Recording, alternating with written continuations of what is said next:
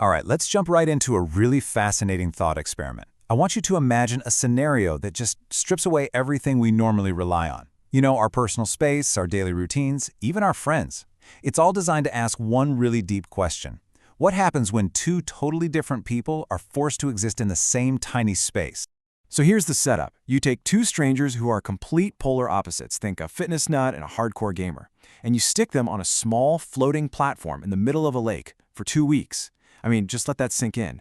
This isn't just some casual get-together. It's an extreme situation, right? It's literally designed to push the absolute limits of human patience and understanding. Okay, so I know what you're thinking. Right away, you want to guess what happens, right? Are they going to fight? Will they end up being best friends? But hold on. For this explainer, we're not going to try and predict the outcome. Instead, we're going to do something a little different. We're going to break down the design of the challenge itself. Why these specific rules? What's the thinking behind it all?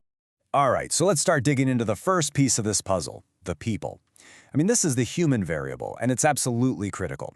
The experiment doesn't just grab any two random people off the street. No, it specifically calls for polar opposites. And that right there, that's the whole key. So let's use the example from the prompt, a fitness enthusiast versus a gamer.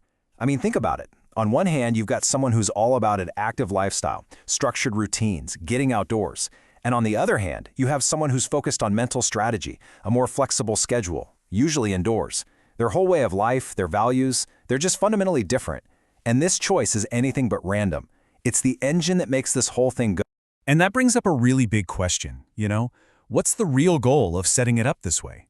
Is the whole point just to sit back and watch the fireworks? To basically force conflict? Or is it something else? Is it a super intense test to see if maybe, just maybe, real understanding can be created in the most unlikely situation imaginable?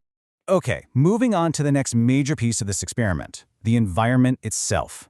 We have to talk about that small floating platform. Because it isn't just some random setting, it's like the third character in this story. It's an active ingredient in this whole psychological pressure cooker. And this gets us to a key psychological idea called forced proximity. I mean, think about your own life. When someone's getting on your nerves, what do? You walk away, right? You go to another room, go for a walk, just get some space. Well, on this platform, that's not an option. It's totally impossible. There is literally nowhere to go. And the effects of that are just huge. With zero personal space, every little habit, every annoying little sound someone makes, it all gets magnified by 1,000. That tension is just always there, simmering right under the surface. And to top it all off, you are completely dependent on this one other person for everything. It creates this incredibly intense and honestly pretty volatile situation.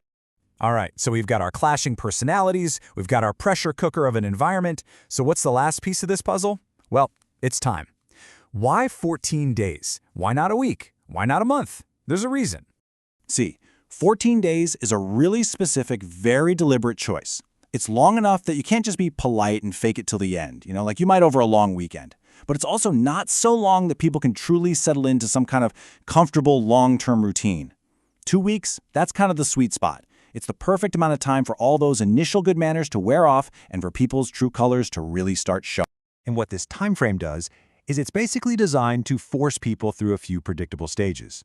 So first up, you've got the initial impression stage. Everybody's on their best behavior, everything's fine and dandy. But then you hit the friction emerges stage. This is when their different routines start to clash and all those little annoyances start bubbling up. And that leads to the final critical point, adaptation or breakdown. Do they figure out a way to coexist, or does the whole thing just completely implode? Okay, so let's zoom out and look at the big picture here. When you take these three things, the people, the place, and the time, and you put them all together, what you get is a really powerful formula. It's a formula for testing the absolute limits of human connection. I mean, think about the recipe. You take polar opposites, people who would probably never even hang out in real life. You stick them in total isolation, where they literally cannot get away from each other, and then you just apply sustained pressure over 2 weeks. The whole point is to see what's left when you strip away all the normal social buffers we have. It's a true crucible, a real test of what's at our core. And that really leaves us with the big, ultimate question that this whole experiment is trying to answer. When you take away all our comforts, all our escape routes, and you force us to face someone who is completely different from us, what is our most basic, fundamental human response? Do we just naturally break apart? Or is it possible that in these exact, high-pressure conditions, we actually find a way to build a bridge.